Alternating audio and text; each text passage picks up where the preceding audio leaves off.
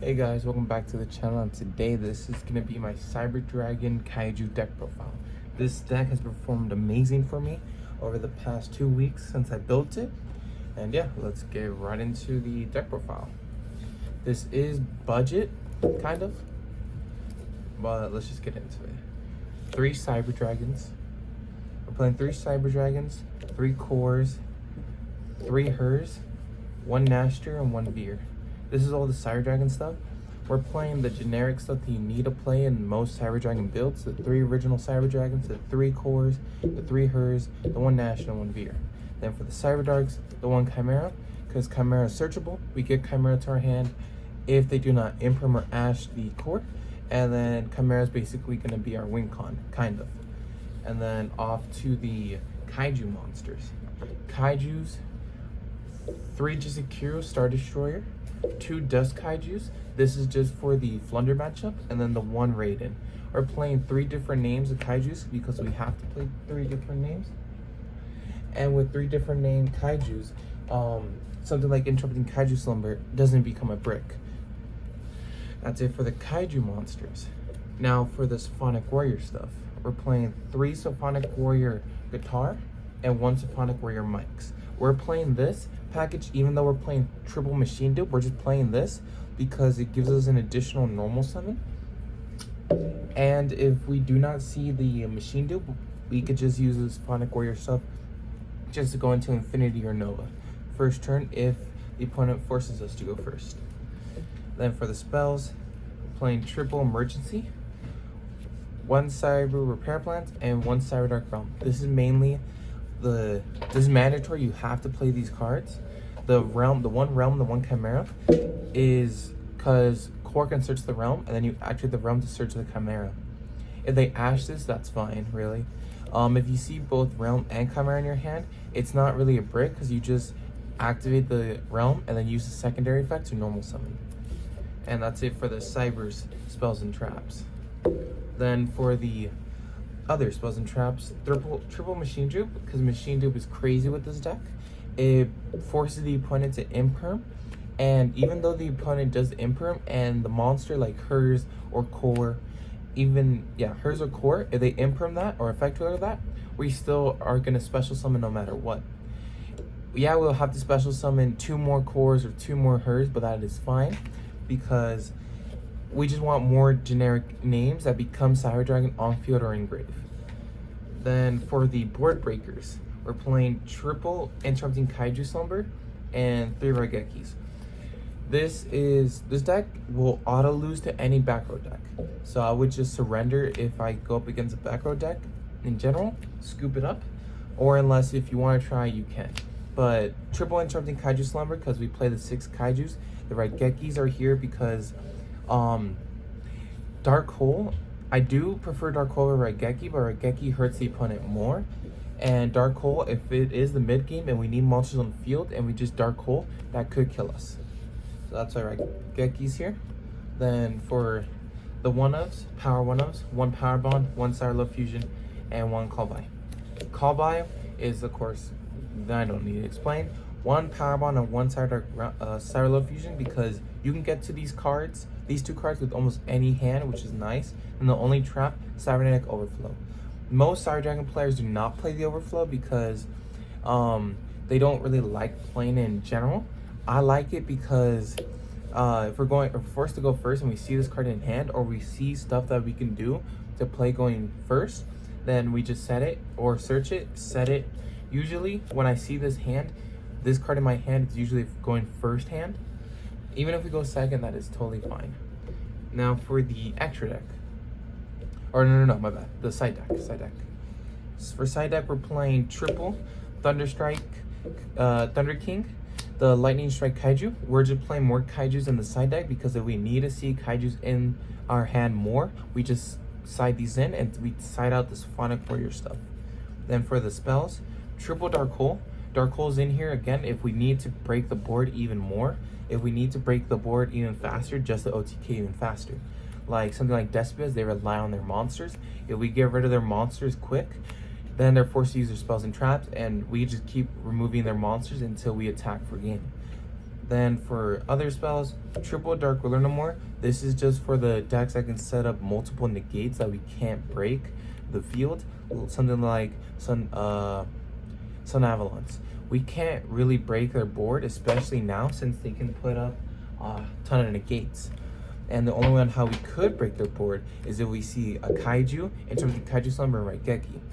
But Dark Hole is just here just to make the it to where we break the board even easier.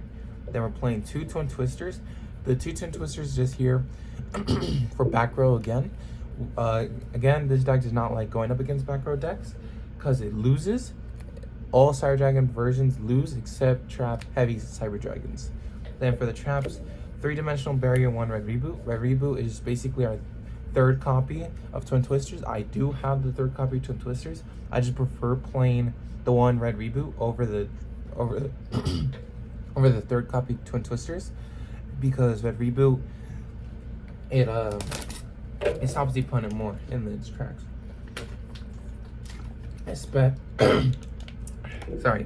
Especially if we're going up against Eldritch. Against Eldritch, Red Reboot just kills and we just OTK right then and there.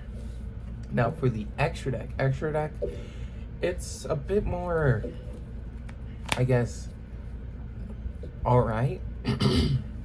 We're playing 1 Cross Sheep, 1 Proxy F Magician, 1 Genius, and 1 Power Code Talker. Power Code Talker is basically our budget access code. It's a monster negate and it doubles its attack, so it can become 46, which is not half bad. The Proxy F is basically our Verte. The Cross Sheep is just here just to get monsters back from the grave if we need to get them back from the grave. Genius is here because it negates 1 card the opponent controls and 1 card I control. So if we're under like something like Mystic Mine, right? The opponent has 1 monster, I have 1 monster.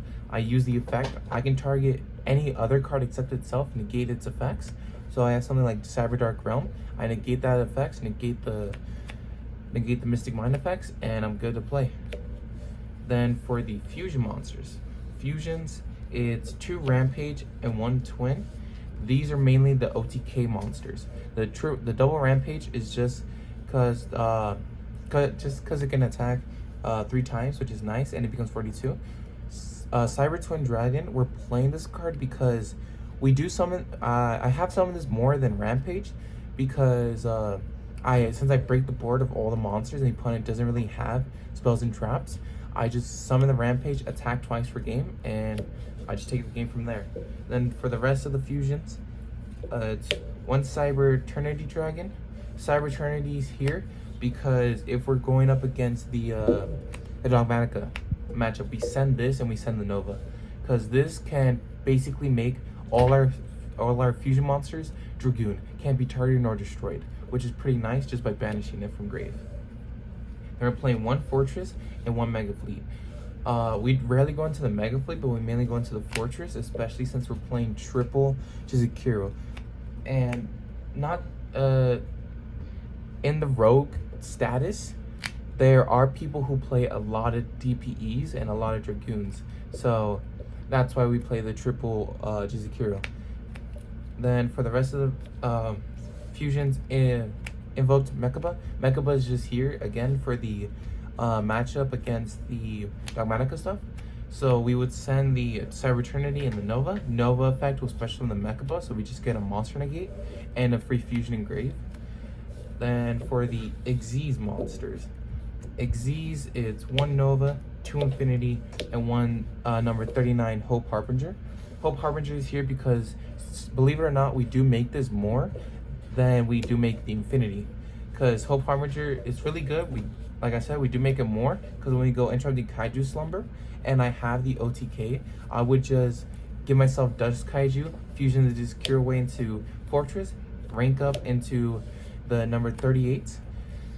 Because Hope Harbinger, it is our protection because if the opponent does have something to stop the attack or end the battle phase for some reason and they choose to attack a monster, we just Hope Harbinger effect and move it to this card and we're just good from there. I would play the the other dragon monster, Dragublion, I would play it, but I honestly prefer just to play the Hope Harbinger because Dragublion, yes, it is good, but it doesn't really work as well for me because it takes up 3 deck spaces. Now, if you do want to play in this deck, that is totally fine. You play the Hope Harbinger. You can take out the second Rampage and play it, or take out the Proxy F Magician and the second Rampage. This could be the Dragublion, and this could be the other random number Dragon Monster. This is the 2 that you can get rid of. These are the only 2 cards in the extra deck that you're allowed to take out and put something else in. The rest of the cards in the extra deck are mandatory. You have to play them because it's just all very good, very situational. The Genius is, again, a free negate by targeting a card you control and a card your opponent controls, which is very good. Cross Sheep is here just to get a monster from grave to hand. Cross Sheep is basically our update jammer because Cross Sheep can get us a free monster, and then we link Cross Sheep and another monster into Power Code Talker, which is pretty nice. But yeah, thank you for watching the deck profile. I hope this deck performs as well as it did for me, and later.